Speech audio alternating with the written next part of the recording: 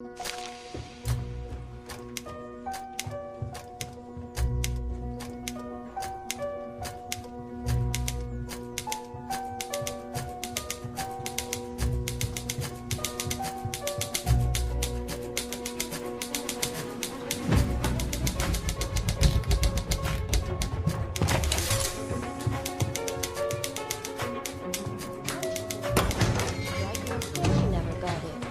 finished my pie.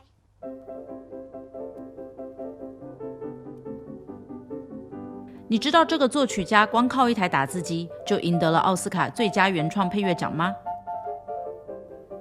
好的艺术家抄袭，伟大的艺术家偷窃。耳尖的乐迷们是否也曾发现，有时原创配乐和一些经典音乐，例如一首爵士老歌、莫扎特交响曲或贝多芬奏鸣曲，竟然都有着异曲同工之妙，几乎就像是出自同一位作曲家之手呢？金奖电影配乐家 Dario Marianelli 为赎罪的配乐风格流露出浓浓的古典学院派 DNA。意大利土生土长的 Marianelli 不能算是抄袭，他只是将贝多芬的风格融会贯通后，导致出神入化。他的音乐会让你有一种 je ne sais quoi 的魔力。虽然乍听之下你还以为是贝多芬或莫扎特写的某首钢琴协奏曲，但细细品味后，你又发现这首音乐有种特别清新又复古的自我风格，尤其是学院派的电影。嗨，大家好，我是 Sherry。今天我要跟大家聊聊一个在好莱坞这种无旋律极简风格中脱颖而出的新古典配乐大师 Dario Marianelli， 以及他巧妙的旧瓶新装，在电影中运用古典大师的手法，让自己得到奥斯卡奖。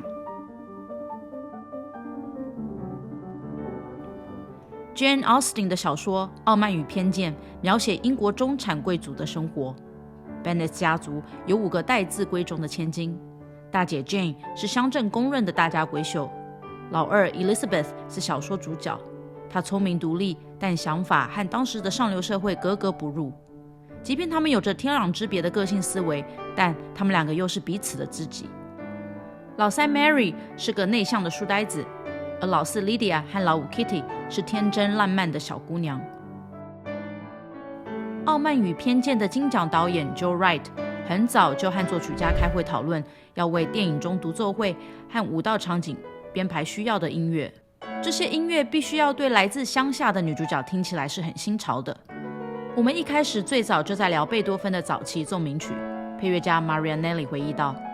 贝多芬那奔放活力的早期浪漫风格变成了我创作这部电影配乐的灵感。Marianelli 沿用18世纪末19世纪初的钢琴音乐，把女主角 Elizabeth 充满好奇又热情的灵魂做出了最成功的诠释。也因为这样， Marianelli 得到了他第1次奥斯卡最佳配乐的提名。当时的 Marianelli 在好莱坞还没什么名气，但在听过这部电影的配乐后，我知道他得到奥斯卡只是迟早的事，他一定会成为明日之星。整部电影以钢琴为主体，从片头曲 Dawn 第1个钢琴音符下去，女主角从河畔看书一路走回家，旁边浓妆的晨光随着她的步伐逐渐被踩亮。用钢琴独奏开启整部电影的氛围是成功的手法。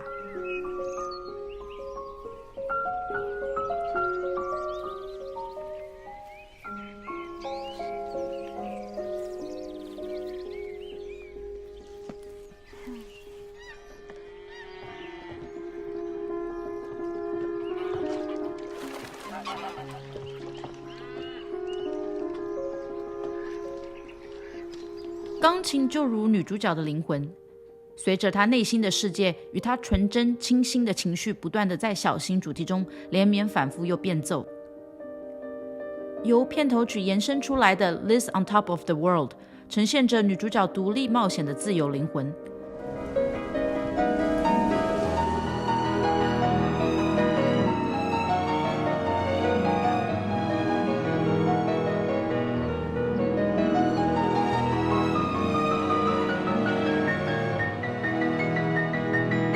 描述男主角妹妹的 Georgiana 则是快乐奔放的钢琴曲。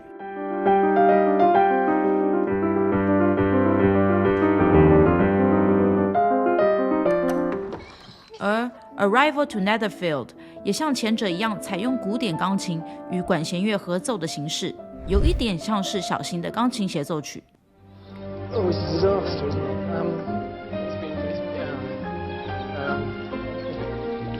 Miss Bennett. Mr. Bingley. It's going. 整部电影的编制用很细微的室内乐与钢琴独奏交织，呈现出英国乡村中高贵的风情。虽然这部片是讲灰姑娘碰到白马王子的故事，但是音乐一点都不土豪，反而更将原著的文学风格表现出一种脱俗的优雅高贵。傲慢与偏见惊艳全球后，导演 Joe Wright 再度和配乐家 Marianelli 携手合作，打造了荣获7座奥斯卡金像奖的《赎罪》，包含了最佳电影原创配乐。《赎罪》是知名的英国作家 Bryony 的回忆录。小时候，他的姐姐和园丁儿子相恋，但他早熟敏感的心灵却不愿意接受这个事实。也或许是他的嫉妒心与占有欲作祟，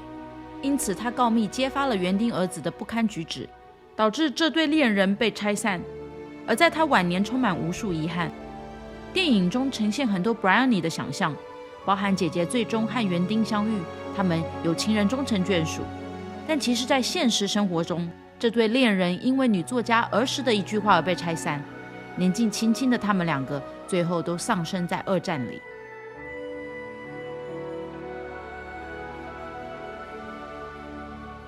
2008年，《赎罪》以原创电影配乐荣获奥斯卡小金人一座，令 Dario Marianelli 响遍好莱坞。电影以一段非常另类的方式开场，一部铿锵有力的打字机声。当时我才听到这几个打字声，心中便对这种直接切入主角的巧妙配器法十分惊艳。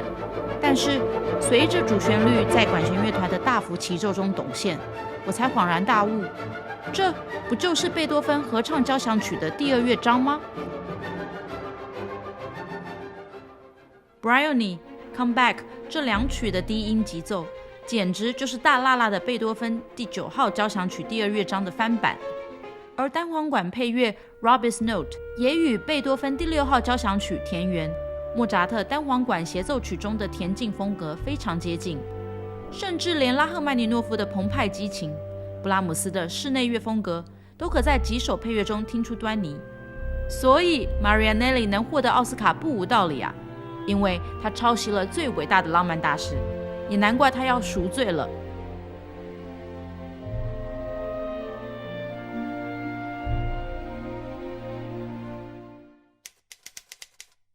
用一种乐器或特定工具来当作配乐的主要元素，其实在海上钢琴师就曾经出现过，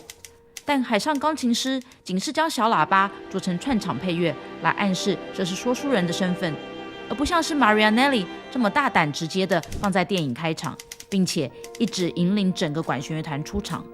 用打字机的音效做成配乐的主要乐器实在是高招，因为在他之前还从来没有人这样做过。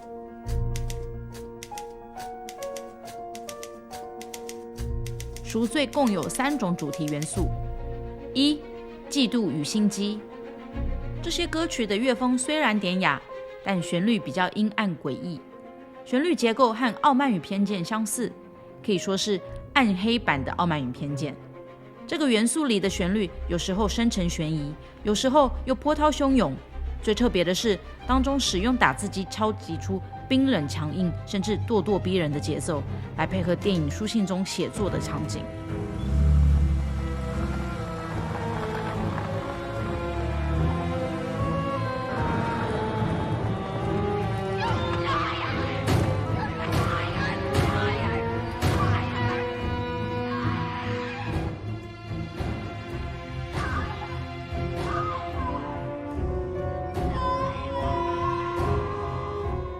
第2个元素是悲恋的爱情主题，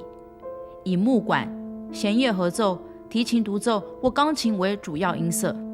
这些旋律大多感伤甚至凄楚。听到这些歌曲，想必观众也知道，这对恋人最后一定是悲剧收场。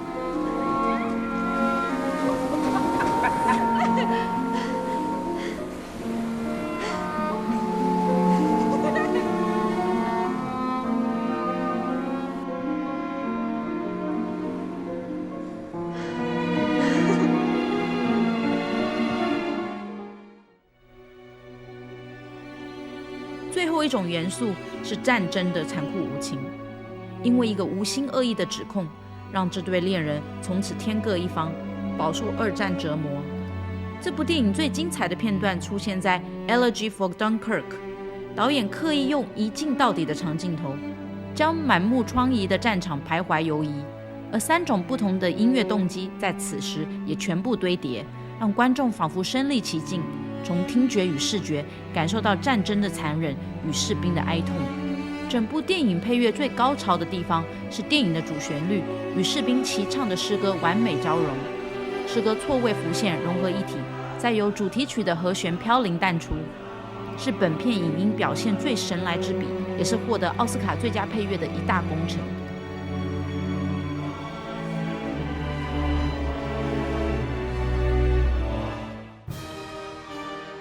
若说《傲慢与偏见》和《赎罪》是配乐家 Marianelli 对贝多芬致敬，那么《安娜·卡列尼娜》就是他延伸柴可夫斯基精神的最佳代表作了。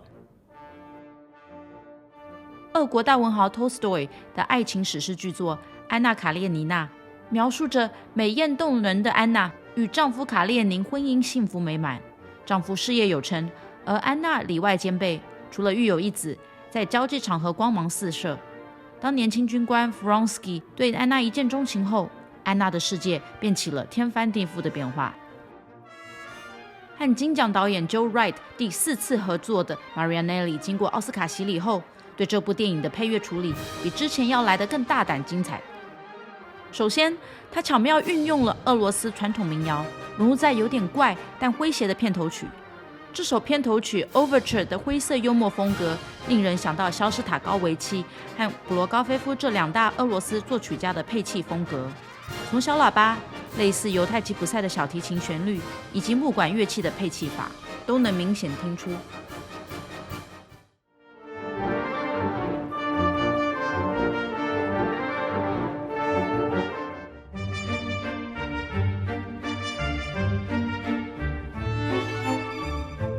对于翻拍《安娜·卡列尼娜》，导演想象的是一部有言语的芭蕾，就连换场换景都必须在观众眼前发生，因此音乐也必须是不断转动，并且有节奏性的推动剧情。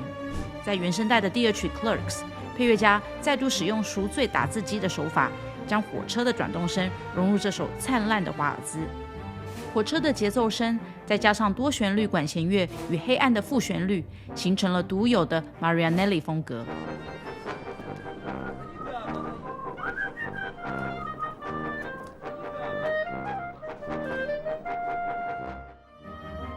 我常常被问到一个问题：